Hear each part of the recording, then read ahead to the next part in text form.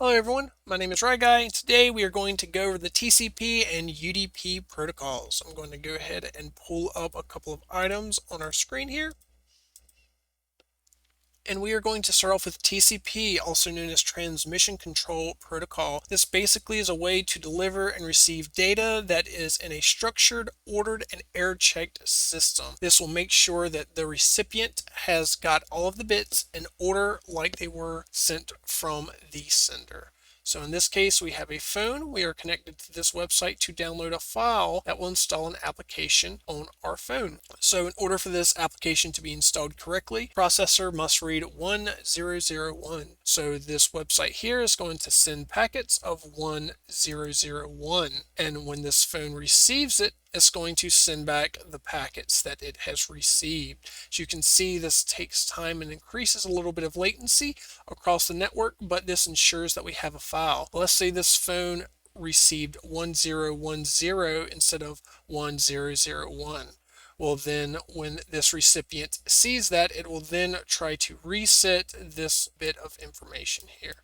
So these two bits would get resent, and this would keep on happening until both of these read 1001. And that's the basis between TCP. Next up is UDP. UDP is also known as User Datagram Protocol.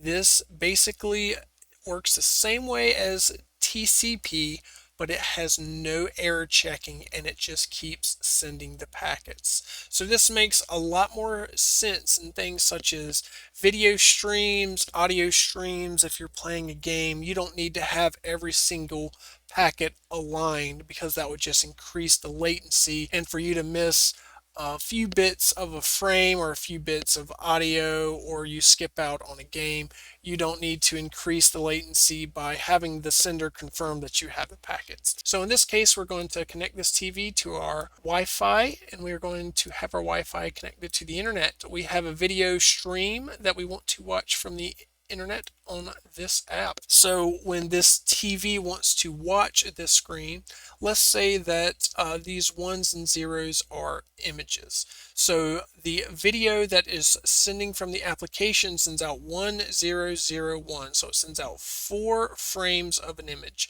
And then the TV down here receives it as 1010.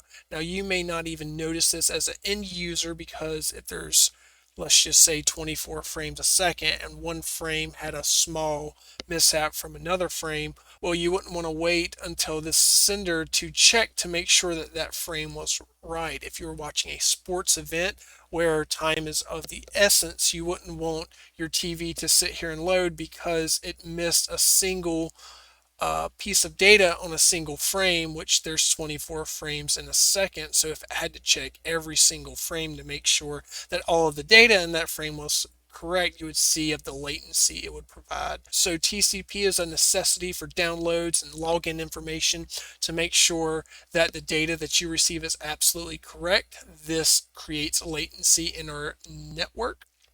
And then you have UDP, which basically just sends packets, and it doesn't matter for error checking. So this will be most ideal for your games, for your videos and audio streams. And in a nutshell, that is your UDP and TCP protocols.